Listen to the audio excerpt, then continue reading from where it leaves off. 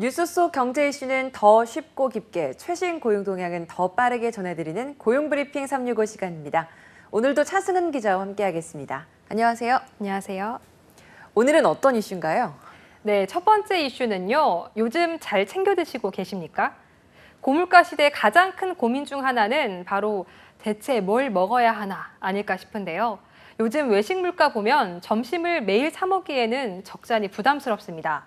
4인 가족이 외식이라도 하려고 해도 만만치 않고요. 매일 한 끼는 밖에서 먹어야 하는 직장인도 마찬가지입니다. 외식, 배달 물가가 고공행진하면서 집에서 간단히 조리해 먹을 수 있는 밀키트 제품이 대체제로 인기라고 하는데요. 이슈픽에서 짚어봅니다. 맞아요. 요즘 작고 소중한 내 월급만 빼고는 다 올랐어요. 그러다 네. 보니까 외식 물가도 체감하는 게 훨씬 더 많이 오른 것 같아요. 네, 외식 물가 상승률은 30년 만에 최고치를 기록했습니다. 대표적 서민 메뉴인 김밥부터 고시생들이 즐겨 찾는 컵밥까지 오르지 않은 게 없다 보니까요. 10,000원 들고 나가도 막상 먹을 게 없습니다. 네. 식당 주인들은 올려도 남는 게 없다고 한숨을 쉬는데요. 최근 나온 자료를 보니까 올해 1분기 직장인들의 평균 점심값은 8,537원이었습니다. 2년 전과 비교해보면 12.8%나 올랐는데요. 이렇다 보니까 직장인 10명 중 9명은 점심값에 부담을 느낀다고 답하기도 했습니다. 네, 그래서 코로나19가 절정일 때 인기를 끌었던 밀키트 인기가 사그라들지 않고 다시 타오르고 있다고 들었어요. 네, 밀키트는 쉽게 말해서 재료 손질이 다 돼 있고 각 재료와 소스도 정량이 들어있어서 누구나 간편하게 요리할 수 있습니다. 가장 중요한 건 모든 재료가 들어가 있다는 건데요. 따로 구매하려면 가격이 만만치 않죠. 양에 따라서 다르긴 하지만 보통 한 팩을 사면 2, 3인 정도가 한 끼를 해결할 수 있으니까요. 그리고 또 과거와 다르게 정말 종류도 다양해졌어요. 없는 게 없다는 생각이 들더라고요. 네, 그렇습니다. 된장찌개, 닭볶음탕 이런 한식은 기본이고요. 스테이크, 파스타, 마라샹궈는 물론 멋진 술안주상까지 모두 밀키트로 대체할 수 있습니다. 맞아요. 들어가는 재료들 생각하면 오히려 밀키트 제품이 더 저렴한데요. 그래서 밀키트가 고물가 시대에 더 유용해서 사랑받고 있습니다. 특히 식구수가 적으면 더 그런데요. 여러 가지 재료가 들어가는 음식을 하려면 다른 게 꼭 남으니까요. 오히려 밀키트가 절약인 셈입니다. 네, 맞아요. 뭐 1인 가구, 2인 가구일 때는 특히나 더 이렇게 밀키트를 이용하는 분들이 많았는데 요즘은 보니까 이 식구 수가 많고 적음을 떠나서 세대 불문하고 밀키트 이용하는 분들이 꽤 많더라고요. 네, 맞습니다. 사실 비용뿐 아니라 워낙 또 편하니까요. 맞아요. 요즘같이 더울 때는 주방이나 가스불에 서 있는 시간을 더 줄일 수 있기도 합니다. 이런 편리함과 또 저렴함에 밀키트는 처음 나왔을 당시 젊은 세대를 중심으로 인기를 끌었습니다만 이제는 요즘엔 자식들 출가시키고 부부 둘만 남은 5060 세대 사이에서도 인기가 높습니다. 거리두기가 해제되면 자연스럽게 밀키트의 인기도 떨어질 거란 전망이 있었는데요. 한 업체 판매량을 보면 오히려 계속해서 늘고 있다고 합니다. 수요가 확 늘어난 만큼 시장 규모의 성장세도 만만치 않을 것 같은데요. 네, 맞습니다. 인기가 높아진 만큼 시장 규모도 점점 커지고 있습니다. 시장조사 전문회사에 따르면 2019년 1,017억 원이었던 국내 밀키트 시장은 코로나 시국을 거치면서 2021년에는 2,587억 원까지 커졌는데요. 2025년에는 시장 규모가 7,253억 원에 이를 거라고 합니다. 당분간은 이런 성장세가 계속될 것으로 보입니다. 네, 두 번째 이슈픽 주제는 어떤 건가요? 네, 지난해 제2벤처 열풍이 불면서 많은 사람들이 스타트업 창업에 도전했는데요.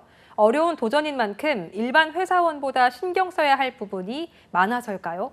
그만큼 심리적 부담도 많은 것으로 나타났습니다. 또 비상등 켜진 창업자 정신건강과 관련된 이슈를 두 번째 주제로 준비했습니다.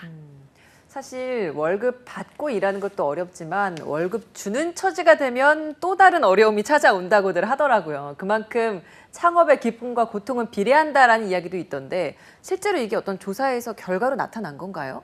네, 분당 서울대병원에서 스타트업 창업자 정신건강 조사한 걸 보면요.